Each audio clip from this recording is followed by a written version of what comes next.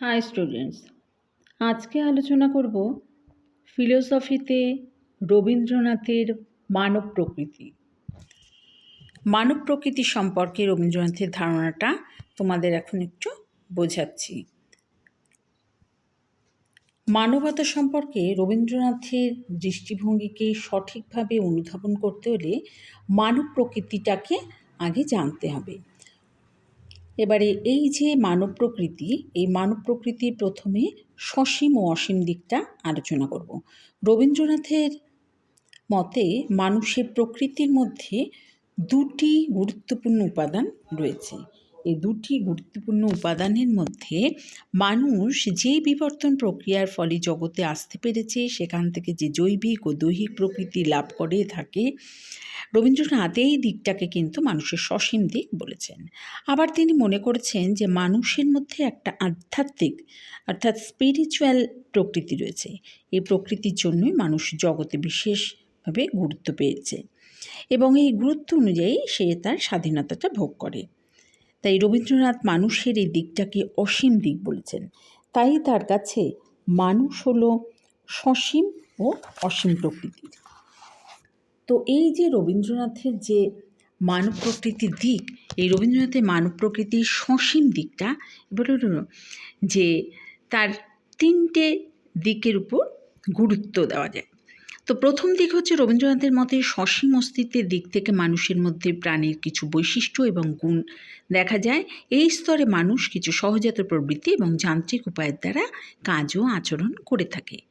Next হচ্ছে দ্বিতীয় হচ্ছে যে তার মতে সসীম অস্তিত্বের মধ্যেও মানুষ এমন কিছু বৈশিষ্ট্যের অধিকারী হয় যা তাকে অন্যান্য জীবিত সত্তা থেকে আলাদা করে। তার সমস্ত অনুভূতি সূক্ষ্মভাবে বিকশিত হয় এবং সেটা আত্মা দ্বারা নিয়ন্ত্রিত হয়। এই দিকের জন্যই মানুষ প্রকৃতির ওপর নিয়ন্ত্রণ করতে পারে এবং অন্যান্য প্রাণীকে পোষ মানাতে পারে। আর থার্ড অর্থাৎ তৃতীয় দিকটা হচ্ছে যে তিনি বলেন যে মানুষের সসীম সত্তাই তার আধ্যাত্মিক সম্ভাবনার সাক্ষ্য দেয়। মানুষের কামনার বিশ্লেষণে দেখা যায় যে সেটা সবসময় অহংকেন্দ্রিক হয় না। এই কারণেই এই স্তরে মানুষ অন্যের সঙ্গে এবং অন্য প্রাণীদের সঙ্গে সখ্যতা প্রতিষ্ঠার একটা বাধ্যবাধকতা অনুভব করে। এছাড়া অসীম দিকটা সম্পর্কে বলি যে অসীম দিকে শক্তি হচ্ছে রবীন্দ্রনাথ তার দর্শনে মানুষের প্রকৃতিটাকে আলোচনা করেছেন। এ প্রসঙ্গে তিনি এই যে অসীম দিকটার কথা বলেছে, এই দিকটাকে তিনি মানুষের সার্বিক এবং মানুষের মধ্যে অতিরিক্ত, মানুষের মধ্যে ঐশ্বরিক সত্তার উপস্থিতি, এগুলোকে ব্যাখ্যা করেছেন। তার মতে যে দুঃখকে জয় করে সেই শক্তি দৈহিক বা মানসিক শক্তি হতে পারে না। আত্মার অভ্যন্তরে যেখানে মানুষ ঈশ্বরের সঙ্গে ঐক্যবদ্ধ হয়, সেখান থেকে এই শক্তি উচ্চারিত হয়। উচ্চ স্তরে ওঠার অনুভূতি, সে সম্পর্কে রবীন্দ্রনাথ বলেছেন যে মানুষের এই যে দিক, এটা অবিরত নিজেকে অতিক্রম করে যাওয়ার জন্য ব্যক্তিকে উৎসাহিত করে। আর এই উপাদানকে তিনি একটা উপমা দিয়েছেন, সেটা হচ্ছে দি সারপ্লাস। এটা ব্যক্তির মধ্যে যে অনুভূতি সৃষ্টি করে সেটা হলো যে ব্যক্তি সবসময় উচ্চতর কিছুতে যাওয়ার চেষ্টা করে। এবার বলি অমরত্ব লাভের আকাঙ্ক্ষা। অসীম দিকটার জন্যই মানুষ মুক্তি বা অমরত্বকে আকাঙ্ক্ষা করে। মৃত্যুর স্পষ্ট অভিজ্ঞতা সত্ত্বেও মানুষ এই আকাঙ্ক্ষা করে থাকে, অর্থাৎ সে অনুভব করে মৃত্যু জীবনের শেষ নয়। দৈহিক বা মানসিক সংগঠন মানুষকে এই অনুভূতি দিতে পারে না। এটা হলো সেই গভীর ঐক্য যা থেকে এর অনুভবটা পাওয়া যায়। এই গভীর দিকটাতে তিনি মানুষের অসীম দিক বলেছেন।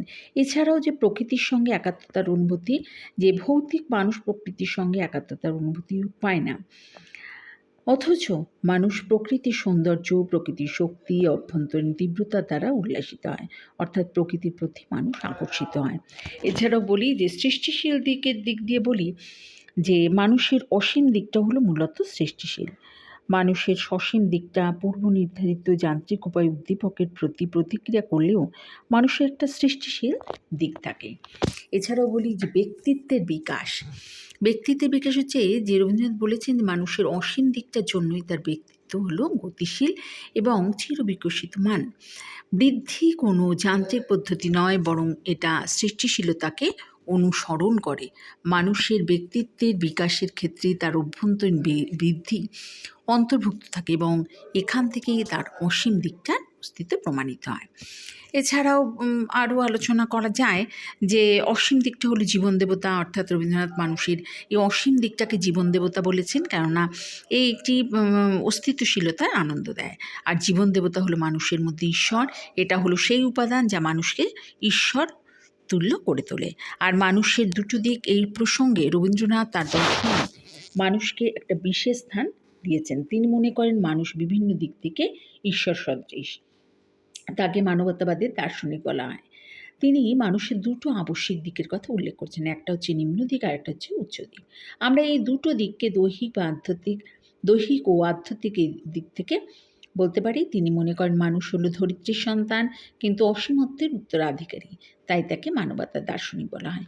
এইভাবেই রবীন্দ্রনাথ তা আলোচনা করেছেন, যে এইভাবে। এছাড়াও যে কোনো কিছুকে মানবিত হওয়ার কারণ, মানবতা হলো বিশ্বাসের বিশেষ ব্যবহার, এইভাবে রবীন্দ্রনাথ মানবতা সম্পর্কে তার আলোচনাটাকে করেছেন।